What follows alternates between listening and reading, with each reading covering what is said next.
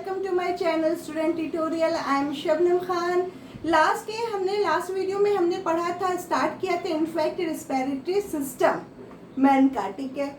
उसको हम लोग ने डिवाइड, हमने क्या बताया था कि जो रेस्पिरेटरी सिस्टम है वो टू पार्ट से मिलके बना हुआ है। एक है रेस्पिरेटरी ट्रैक और सेकेंड है रेस्पिरेटरी ऑर्गन। जो रेस्पिरेटरी ट्रैक है वो क्या होता है, एक पाथवे होता है। जो भी गैसेस यानी हम ऑक्सीजन की बात करें उसको हम इनहेल करते हैं और कार्बन डाइऑक्साइड को एक्सहेल करते हैं। ये बहुत कॉमन सी बात है, ये हम लोग ने डिस्कस किया हुआ है। तो जब ये गैस इनहेल और एक्सहेल होती है तो वो एक पाथवे को कंप्लीट करते हुए कहाँ पहुँचती है, ये एक पाथवे को कंप्लीट करते हुए कहाँ पहुँचती है, रेस्पिरेटरी ऑर्गन्स यानी लंग्स तक पहुँचती है।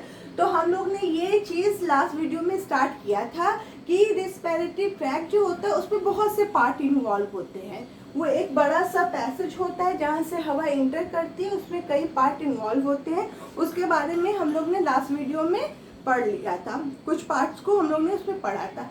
आज मैं एक क्विक सा रिविज़न करा देती हूँ, फिर उसके बाद आज का टॉपिक हम स्टार्ट करते हैं। तो जो फर्स्ट पार्ट था वो है हमारा नॉस्ट्रिल। जो ये नोज है, नोज के ये जो दो पोर दिख रहे हैं, ये दो पोर को हम बोलते हैं नॉस्ट्रिल। यहीं से हवा जो होती है इन होती है और आउट होती है, ठीक है। अब ये जो होता है बीच में किससे सेपरेट है, एक नेजल सेप्टम से सेपरेट है, जो किसका बना होता है, हाइलिन कार्टिलेज का बना होता है। हाइलिन कार्टिलेज क्या है, एक सॉफ्ट बोन होता है। ये कोई हार्ड दिख रहा है, नहीं, ये बहुत सॉफ्ट है। अगर हम टच करें तो ये बहुत सॉफ्ट है ना। और ये क्या करता है, दो नॉस्ट्रिल के बीच में है, इसलिए इसको डिवाइड करता है। इतना क्लियर हुआ। इस नॉस्ट्रिल में क्या प्रेजेंट होता है, हेयर और म्यूकस ग्लैंड प्रेजेंट होता है। उनका क्या वर्क होता है, उनका वर्क होता है जो भी एयर अंदर इन कर रही है उसमें हो सकते हैं बहुत से डस्ट पार्टिकल्स हो जो हमें लंग्स तक नहीं लेके जाना है, क्योंकि लंग्स बहुत सेंसिटिव होता है, वहाँ तक बिल्कुल क्लीन एयर पहुँचनी है। तो ये जो हेयर और म्यूकस ग्लैंड होते हैं वो क्या करते हैं, डस्ट पार्टिकल्स को ट्रैप करते हैं। क्या करते हैं, उनको ट्रैप कर देते हैं और उनको वहीं पे रोक लेते हैं। यहाँ तक बात समझ में आई, नॉस्ट्रिल तक हमने भी डिस्कस कर लिया। उसके बाद सेकेंड स्ट्रक्चर क्या होता है, नेजल पैसेज या नेजल कैविटी। ये यहाँ से पार्ट शुरू होता है, यानी ये वाला पार्ट। ये भी एक ये भी डिवाइड होता है, ठीक है। यहाँ पे क्या प्रेजेंट होती है, यहाँ पे सिलिएटेड एपिथेलियम क्या बना होता है ये, और म्यूकस ग्लैंड यहाँ पे भी प्रेजेंट होती हैं, जो क्या करती हैं, उनका भी काम होता है कि अगर जो पार्टिकल्स, जो भी डस्ट पार्टिकल्स अगर में भी नॉस्ट्रिल में कैप्चर नहीं हो पाए हों और वो ट्रेवल करके नेजल कैविटी तक पहुँच जाए तो उनको वहाँ पे पूरी तरह से सिलिएटेड एपिथेलियम क्या था, सिलिएटेड एपिथेलियम में फिंगर लाइक प्रोजेक्शन था जो उसको पुश करके बाहर की तरफ फेंक देती है। और जो म्यूकस ग्लैंड होता है वो क्या करता है, हमने यहाँ पे बताया था ना, ये जो पैसेज होता है वो अनइवन पैसेज होता है, it's not a straight passage. ये अनइवन पैसेज होता है जो कहीं ना कहीं जो एयर हम ले रहे हैं, क्या होता है जब हम गर्मी के सीजन, जब समर रहता है तो उसमें क्या होता है, वार्म एयर भाई हम लेते हैं ना, लेना तो हमें पड़ेगा ही। वो वार्म एयर लंग्स तक उतनी वार्म ना जाए, इसलिए हम इस नेजल पैसेज में या कैविटी में उस एयर को म्यूकस के प्रेजेंस में ठंडा करते हैं। क्योंकि म्यूकस में क्या होता है, म्यूकस सब्सटेंस पाए जाते हैं और वाटरी सब्सटेंस भी होता है जो उस एयर को ठंडा करने में हेल्प करता है। और जो अनइवन पैसेज है वो क्या करता है, उस वार्म एयर का ट्रैवलिंग टाइम इंक्रीज कर देता है, जिससे वो वार्म एयर लंग्स तक जाते जाते क्या हो जाती है, कूल हो जाती है, ठीक है। ये हम लोगों ने पढ़ा था। फिर हम लोग ने क्या पढ़ा था, एक हार्ड पैलेट होता है। ये हार्ड पैलेट कहाँ प्रेजेंट होता है, बीच में, ये बीच में हार्ड पैलेट होता है। इसके ऊपर क्या होता है, नेजल कैविटी, और उसके नीचे क्या होता है, ओरल कैविटी, जो इन दोनों को सेपरेट करती है। ये हार्ड पैलेट यहाँ पे प्रेजेंट है। ये नेजल कैविटी और ओरल कैविटी यानी मुंह को और नाक को ये हार्ड पैलेट जो है वो डिवाइड कर रही है, सेपरेट कर रही है, जिसकी वजह से जब हम खाना खाते हैं तो हम इजीली सांस ले पाते हैं, ब्रीथिंग कर पाते हैं, ठीक है। ये भी क्लियर हमने किया था। ओके उसके बाद हम नेक्स्ट आए थे स्ट्रक्चर दैट इज फेरिंग्स, यानी ये जो नेजल कैविटी है वो कहाँ ओपन हो रही है, फेरिंग्स में ओपन हो रही है। फेरिंग्स जब हम लोग डाइजेस्टिव सिस्टम पढ़ रहे थे वहाँ पे भी फेरिंग्स एक का नाम आया था।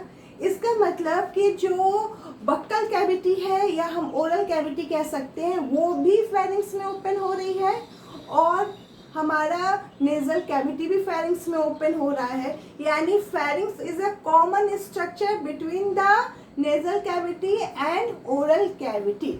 ठीक है, अब हम यहाँ पे देखेंगे कि माना कि ये हमारा फेरिंग्स है, ये हमारा फेरिंग्स है, यहाँ पे नेजल कैविटी भी आ रही है, यहाँ पे ओरल कैविटी भी आ रही है। ठीक है, अब क्या होगा कि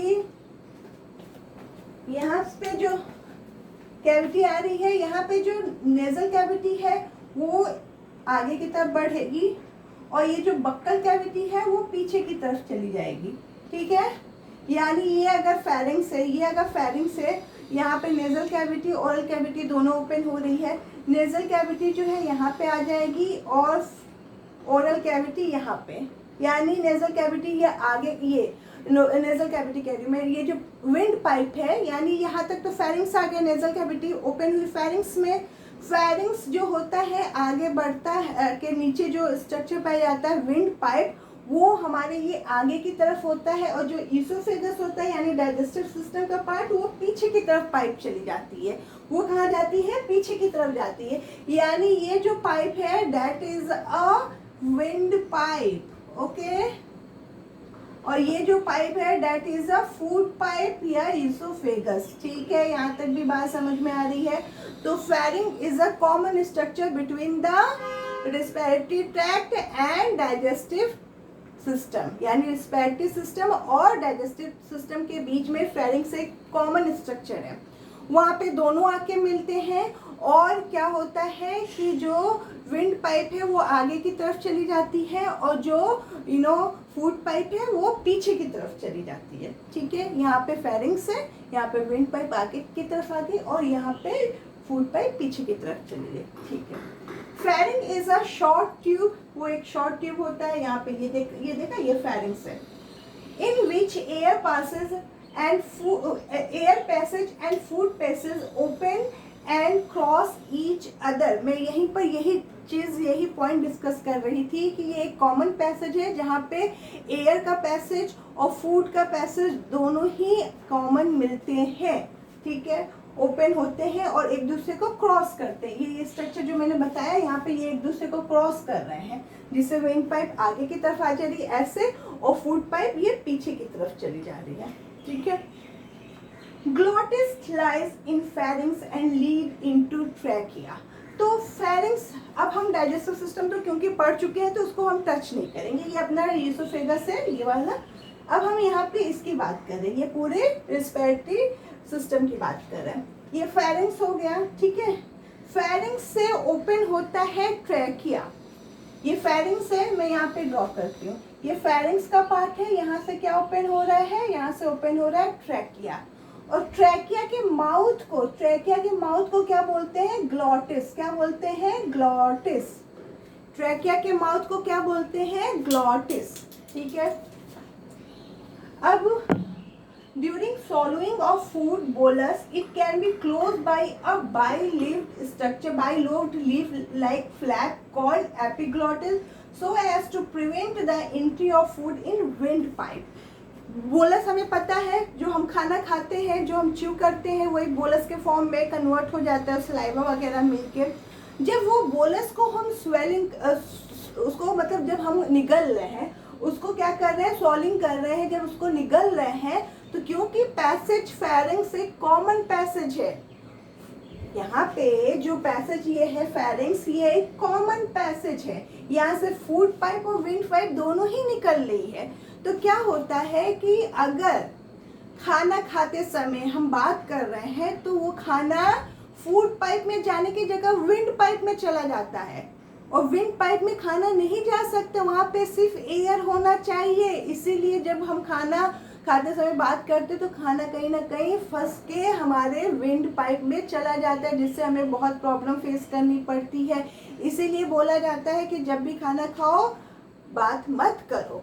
तो क्योंकि वहाँ पे एक कॉमन पैसेज बनता है फेरिंग्स, वहाँ से सांस भी लेते हैं, वहाँ से हम खाना भी खाते हैं, खाना भी जा रहा है अंदर बोलस के फॉर्म में फूड पाइप में, और वहाँ से विंड यानी ये ट्रैकिया का भी ओपन हो रहा है, ठीक है। इसीलिए खाना खाते समय हम सांस नहीं ले पाते, मतलब खाना खाते समय सांस ले पाते, बट जब खाना को स्वेल कर रहे हैं यानी खाने को हम निगल रहे हैं उस समय हम सांस नहीं ले पाते हैं। ये एक बहुत इम्पॉर्टेंट चीज़ है, क्योंकि जब हम खाना च्यू करते हैं तो जो हार्ड पैलेट है वो डिवाइड कर रहा है ना हमारे बक्कल कैविटी को और हमारे नेसल कैविटी को, उससे हम आराम से च्यू करते समय सांस ले पाते हैं, ब्रीथिंग कर पाते हैं, ये मैंने बात बताई थी। बट जब हम खाने को निगल रहे हैं, अंदर उसको डाल रहे हैं, उस समय हम खाने को निगलते टाइम सांस नहीं ले पाते हैं। ये सबसे इम्पोर्टेंट पॉइंट है कि जब भी हम खाना निगलते हैं, उसको सॉलो करते हैं, उस टाइम हम सांस नहीं ले सकते, नहीं ले पाते हैं। इसीलिए खाना खाते समय हमें बात नहीं करनी चाहिए, नहीं तो खाना जो है फूड पाइप की जगह पे विंड पाइप में चला जाएगा और प्रॉब्लम फेस करनी पड़ेगी, ठीक है। उसके बाद मैंने यहाँ पे बताया ये ग्लॉटिस है। ट्रैकिया के ओपनिंग को हम क्या बोलते हैं, ग्लॉटिस बोलते हैं। वहाँ पे क्या होता है, एक बाइलोब लीफ लाइक फ्लैप होता है, यहाँ पे एक लीफ लाइक फ्लैप होता है, ठीक है। यहाँ पे ओपनिंग के पास एक लीफ लाइक फ्लैप होता है जिसको हम बोलते हैं एपिग्लॉटिस। क्या बोलते हैं, एपिग्लॉटिस।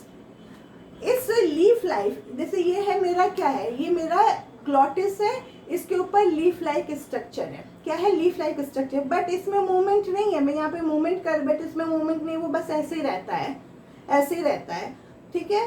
तो नेक्स्ट पॉइंट क्या है, so as to prevent the entry of food in windpipe. ये क्या करता है कि ये खाने को विंड पाइप में ना आ जाए, उसको प्रिवेंट करने का काम करता है ये एपिग्लॉटिस। क्या होता है, जब हम ये हमारा ग्लॉटिस है, यानी ट्रैकिया का माउथ है जो फेरिंग्स के बाद ओपन हो रहा है, इसको ग्लॉटिस करके यहाँ पे फ्लैप लाइक स्ट्रक्चर है।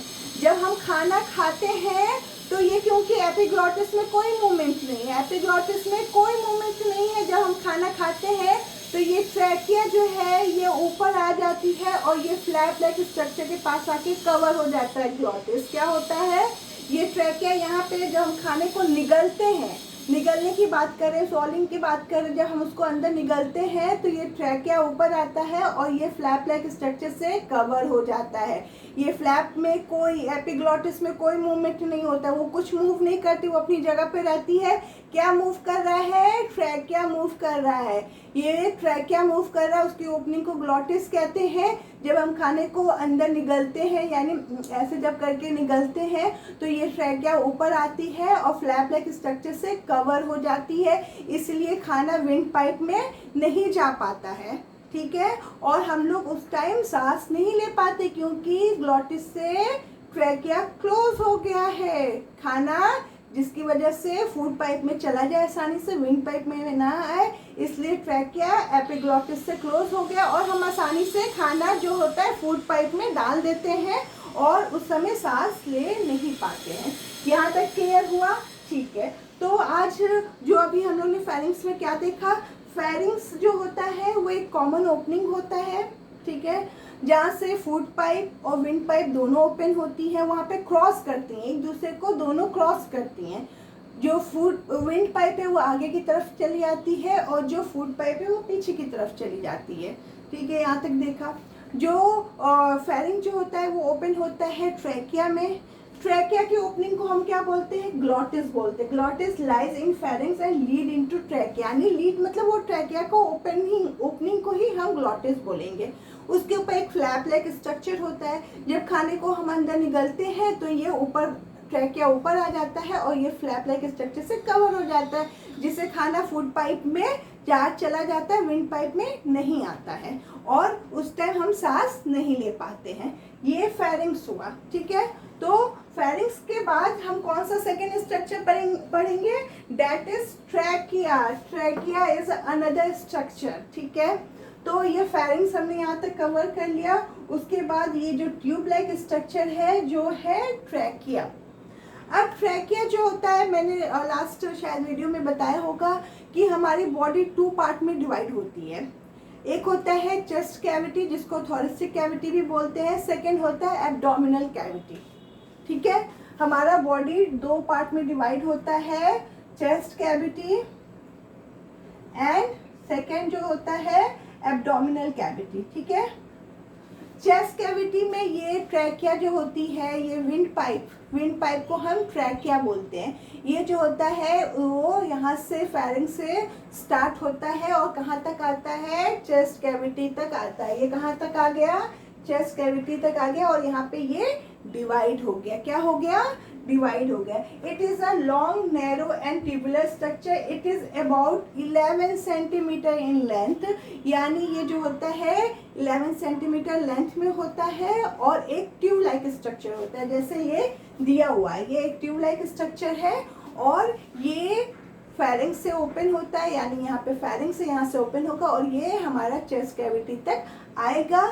वहाँ पे ये दो पार्ट में डिवाइड हो जाएगा। ठीक है, लेफ्ट एंड राइट। इसके बाद हम ट्रैकिया के बारे में और पढ़ते हैं। हमने अभी क्या पढ़ा, ट्रैकिया हमने स्टार्ट किया है। ट्रैकिया के बारे में मैंने क्या बताया, वो almost 11 centimetre long tube like structure है। ये क्या है, एक ट्यूब लाइक स्ट्रक्चर है जो ओपन होता है फेरिंक्स से लेकर, यानी नेक से लेकर थोरेसिक कैविटी तक ये ओपन होता है, जहाँ पे वो दो पार्ट में डिवाइड हो गया, दो ब्रांचेस में डिवाइड हो गया। ठीक है, जो ट्रैकिया होता है उसमें क्या होता है, इस तरह की जो सी होता है, सी शेप्ड इसमें रिंग पाई जाती है। ये आप लोग देख रहे हो, ये जो होता है ये सी हाफ कंप्लीटेड, ये पूरी तरह से कंप्लीट नहीं है। ये है हमारा ट्रैकिया का पाइप और ये सिर्फ जो आगे की तरफ ये स्ट्रक्चर है, ये पीछे की तरफ नहीं है। अगर आप सोचो कि ये ना फ्रंट साइज का है, फ्रंट साइड का हो गया और इसका बैक साइड में ये स्ट्रक्चर नहीं प्रेजेंट होगा। ये this structure is only and only present in a front area. ठीक है, ये होता है कार्टिलेजिनस रिंग होती है, इसको क्या बोलते हैं, कार्टिलेजिनस रिंग होती है, जो ट्रैकिया के आगे की साइड में प्रेजेंट होती है। ये सी शेप्ड स्ट्रक्चर होता है और ये क्या होता है, इनकम्प्लीट होता है, यानी अगर हम बात करें तो ये सिर्फ फ्रंट में होता है, बैक में प्रेजेंट नहीं होता है। इसका होने का भी रीजन है, क्या है, इसके प्रेजेंट होने का भी रीजन है, ये कभी भी ट्रैकिया को कोलैप्स होने नहीं देती है, because it's prevent it's collapsing. मतलब ये जो रिंग पाई जाती है कार्टिलेजिनस रिंग, वो ट्रैकिया में अगर हवा हो या ना हो उसको पूरी तरह से कोलैप्स होने से बचाती है। ठीक है, इसीलिए इसकी बहुत इम्पोर्टेंस है। अगर बाय चांस कभी किसी को यहाँ पे चोट लग जाए तो ये उस प्रेशर से, उस तरह के जर्क से उसको बचाती है। किसी भी तरह का पुश अगर उसको लग जाए तो उसके उससे उसको ट्रैकिया को रैप्चर होने से या उसको किसी तरह से हर्ट होने से ये रिंग जो होती है उसको प्रिवेंट करती है। ठीक है, किसी भी तरह के जर्क से इसको प्रिवेंट करती है। तो इसकी कितनी ढेर सारी इंपॉर्टेंस हो गई कि वो अगर एयर ना हो और ट्रैकिया में अगर एयर प्रेजेंट ना हो तो उसको कोलैप्स होने से बचाएगी। ठीक है, ऊपर से किसी भी तरह के पुश लग जाए, किसी तरह का उस पर प्रेशर पड़ जाए या जर्क हो, उस सिचुएशन में इसको पूरी तरह से सपोर्ट करेगी, इसको ब्रेक होने से बचाएगी। इसीलिए ये इनकम्प्लीट होती है, सिर्फ आगे की तरफ साइड में प्रेजेंट होती है, पीछे थोड़ी ना कोई मारेगा घुसा तो आगे मारेगा ना, तो इसलिए वो आगे प्रेजेंट होती है ताकि अगर किसी तरह की फाइट हो तो पर्सन बच सके, उसका ट्रैकिया डैमेज ना हो। तो ट्रैकिया जो होता है एक लॉन्ग ट्यूब स्ट्रक्चर होता है जो फेरिंक्स से स्टार्ट होते हैं, यानी नेक से स्टार्ट होता है और थोरेसिक कैविटी तक पहुंचता है। वहाँ पे दो ब्रांच में ये डिवाइड हो जाता है। इसमें सी लाइक स्ट्रक्चर पाया जाता है जो कार्टिलेजिनस रिंग होता है, जो इनकम्प्लीट होता है, सिर्फ फ्रंट में प्रेजेंट होता है, बैक में एब्सेंट होता है और ये कोलैप्स होने से ट्रैकिया को बचाता है, किसी भी तरह के जर्क से बचाता है, किसी तरह के प्रेशर जो पड़ता है नेक पे उससे बचाता है। तो इसके बहुत ही ज़्यादा इम्पोर्टेंस है। ठीक है, उसके बाद हम नेक्स्ट लेक्चर में पढ़ेंगे कि ट्रैकिया जो दो पार्ट में डिवाइड हो रहा है वो दो पार्ट क्या है, उनके क्या इम्पोर्टेंस है, और उसके बाद हम मेन इम्पॉर्टेंट स्ट्रक्चर पढ़ेंगे जो है रिस्पिरेटरी ऑर्गन्स। तो आई होप आज का लेक्चर आपको समझ में आया हो, क्योंकि ये एक पूरी ह्यूमन फिजियोलॉजी हम पढ़ रहे हैं। हम लोगों ने डाइजेस्टिव सिस्टम पढ़ा, वो भी एक फिजियोलॉजी था, और ये जो रिस्पिरेटरी सिस्टम है ये भी एक फिजियोलॉजी है। तो इसमें स्ट्रक्चर का भी इम्पोर्टेंस है, उसके हर एक पार्ट का भी इम्पोर्टेंस है, और उसके वर्क क्या उनके फंक्शन होते हैं उसके भी बहुत इम्पोर्टेंस है। तो ये बहुत ही इम्पोर्टेंट चैप्टर है, इसको प्लीज़ केयरफुल होके पढ़ें और हर स्ट्रक्चर को केयरफुल होके देखें, उसको ड्रॉ भी करें अपनी कॉपी में। तो आई होप आज का लेक्चर आपको समझ में आया हो। प्लीज़ लाइक एंड सब्सक्राइब करें हमारे चैनल को। Thank you for watching.